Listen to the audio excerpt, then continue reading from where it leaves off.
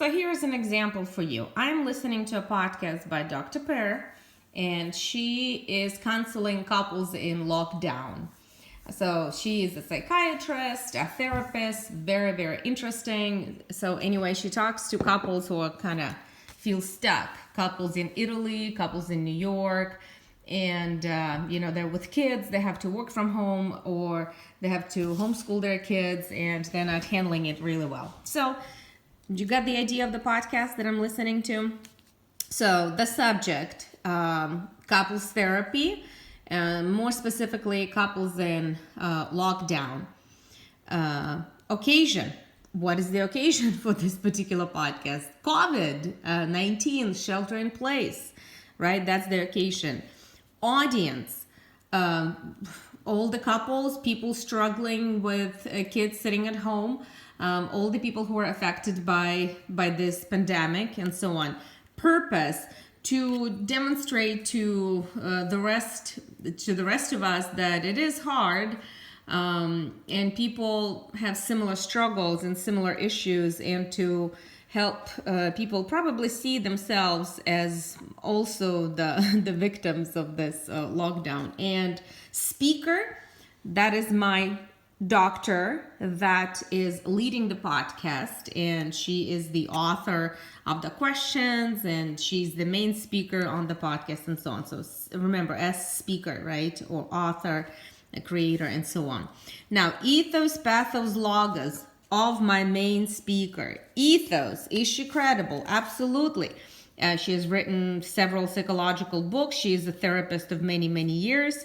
Logos, is she citing data? Yes. When the couples are asking her questions, she doesn't say, well, this is just my opinion. She will say, the research suggests, or the studies have proven. So there's a lot of data in her podcast. And pathos, is it emotional? I mean, do I feel anything? Yes. You know what? I'll tell you something. If you want to tell somebody about the podcast that you're listening to, that means it utilized pathos of some kind. It is very, very interesting. And I didn't even know that people, for example, in Italy, the couple feels really stuck, and the husband actually doesn't see hope in the end of the tunnel. And I was very surprised. We're sort of kind of waiting for this thing to be over so we can all go to the beach and to our favorite parks. But the husband actually said something that disturbed me. He says that I cannot lie to our two small kids when I take them to bed, and I tell them a bedtime story. I can't lie to them and say, everything is gonna be okay. No, this world will never be the same. This is bad. What we've experienced. Italy took it hard. Like, all their old people died, like their grandparents. So it is really, really, this is really, really bad. But for him not to be even able to tell, it's going to be okay, have faith. They have no faith, like this particular couple.